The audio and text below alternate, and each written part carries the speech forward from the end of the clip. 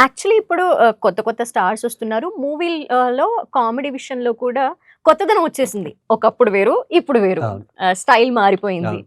But we feel like ఇప్పుడు ఎంత comedy stars వస్తున్నా కూడా ఒక 'కోటా' గారినో, 'ఏవిఎస్' గారినో, 'ఎంఎస్ నారాయణ' గారు లాంటి వాళ్ళని అలా వింటేజ్ కామెడీ ఆ టైమింగ్ కానీ, వాళ్ళ స్టైల్ ఆఫ్ కామెడీ స్టైల్ కానీ అవన్నీ మిస్ అవుతున్న ఫీలింగ్ మీకేమన్నా వస్తదా? మీరు సినిమా వాళ్ళందరితోనూ చూసిన ఎన్నో టైంలో? సినిమాలు హ్మ్. చేసాం. హ్మ్. ఇంచుమించు 'కోటబాబాయ్' నేను ఒకేసారి ఇండస్ట్రీకి వచ్చాం. మా తర్వాత 10 ఏళ్ళకి వచ్చినోళ్ళు. ఎవరు 'ఏవిఎస్' గాని, మా 'ఎంఎస్' గాని. 'ఎంఎస్' నాకు భీమవరంచి తెలుసు. అక్కడ తను హ్మ్. లెక్చరింగ్ చేసేవాడు. తను రైటర్‌గా వస్తే రవిరాజ్ నాగబాబు గారు ఎవరో మొత్తానికి రవిరాజ గారి దగ్గర పెట్టారు. హ్మ్. హ్మ్. అల్టిమేట్ ఆర్టిస్ట్ వాళ్ళు. ఇంకా అవును. 'కోటబాబాయ్' అంటారు తను నేను ఎంత ఇన్‌స్టిట్యూట్ చేసినా, ఏం చేసినా హ్మ్. కెరీర్ స్టార్టింగ్‌లో 'కోటా'తో నేను సన్ క్యారెక్టర్. ఆ! 'బొబ్బుల రాజా' గాని, 'ఘటన' గాని, 'యావండి యావడొచ్చింది' గాని ఇలా రకరకాల క్యారెక్టర్లు. ఒక సీన్‌ని ఇలా ఇంప్రూవైజ్ చేయాలి. దీన్ని ఇలా డెవలప్ చేసుకోవచ్చు. ఇదైతే ఆడియన్స్ నవ్వుతారు. తన దగ్గర నేర్చుకున్నా ఇంప్రూవైజేషన్. తన దగ్గర నేర్చుకున్న ఇంప్రూవైజేషనే నేను అమృతంలో పెట్టాను. హ్మ్. అంతకుముందు నాలో రకరకాల ఆర్టిస్టులు కనిపించేవారు. హ్మ్. అప్పుడప్పుడు చిరంజీవి గారు వచ్చేసేవారు. ఎక్కడో నడకలోనో దేంట్లో అది పిచ్చి వల్ల. హ్మ్. చూసి లేదంటే కొంతమంది బ్రహ్మానంద గారిని ఎవరినో పెట్టి, "సార్ బ్రహ్మానంద గారు డేట్లు కుదరట్లేదు. మిమ్మల్ని పెట్టుకోవడం." బ్రహ్మానంద గారు నాకేమన్నా మిమిక్రీ వచ్చా? అసలే అంతంత మాత్రం. ఆ! అలా ట్రై చేయడానికి ఇబ్బంది పడేవాడిని. హ్మ్. అలాగే రాజేంద్ర ప్రసాద్ గారి డేట్లు ఏదో కుదరకపోతే సార్ ఆయన ఇలా చేయాలి. రాజేంద్ర ప్రసాద్ నేను ఎక్కడ చేస్తా?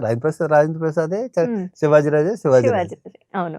రాజేంద్ర ప్రసాద్‌తో నన్ను పోల్చుకోవడం అన్నది నా పులిష్టం అవుద్ది. హ్మ్. చాలా గొప్ప ఆర్టిస్ట్ రాజేంద్ర ప్రసాద్. అలా అవ్వాలి అంత అవ్వాలని కోరుకోవాలి తప్పితే హ్మ్. అలా చెయ్యాలి అలా అని. చేయాలనుకున్న దాంట్లో ఏంటంటే కొన్ని రాంగ్ స్టెప్‌లేసి ఇమిటేషన్ రాక ఏదో చేసి పిచ్చి పిచ్చిగా చేస్తే తెలిసేది కాదు. హ్మ్. నా ఒరిజినాలిటీని బయటికి తీసుకొచ్చింది ఈవెన్ 'బొబ్బుల రాజా' కూడా ఎక్కడో సుధాకర్ కనిపించేస్తాడు. హ్మ్. మా సుధాకర్. హ్మ్.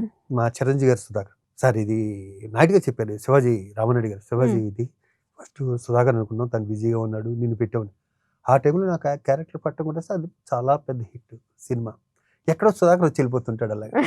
అండ్ మీ స్టైల్‌లో ప్రత్యేకంగా చెప్పాల్సింది విలనిజంతో కూడిన కామెడీ. అయ్యయ్యే వాళ్ళు చేసినయే. ఇప్పుడు నేను అవును. చెప్పిన పేర్లన్నీ అయ్యే. అవును. వాళ్ళు చేసినయే. ఇప్పుడు ఆ స్ట్రగుల్‌లో ఒక సినిమా వదులుకోలేం. హ్మ్.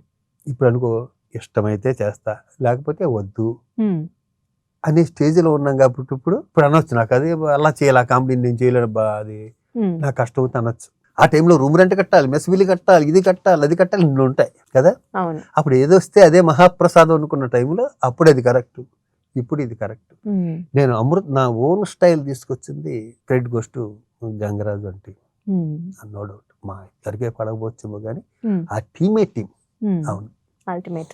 సో, యాక్చువల్లీ ఇప్పుడు సమస్య గురించి నేను మాట్లాడట్లేదు. చాలా ఉన్నాయి కాబట్టి ఇండస్ట్రీలో. ఏదో ఒకటి ఎప్పుడో ఒకప్పుడు వస్తూనే ఉంటాయి. హ్మ్. అయితే సమస్య ఏదైనా కూడా వెళ్ళే ఫస్ట్ పర్సన్‌గా అప్పుడు దాసరి గారు ఉండేవారు. అవును. ఇప్పుడు ఎవరి దగ్గరికి వెళ్ళాలి అనేది ఒకటైతే, ఆయన లేని లోటు అనేది ఎవరు తీరుస్తారు? ఆ భర్తీ చేసే ప్లేస్ గురించి ఎప్పుడు డిస్కషన్ వస్తూనే ఉంది. ఏ సమస్య వచ్చినా. రీసెంట్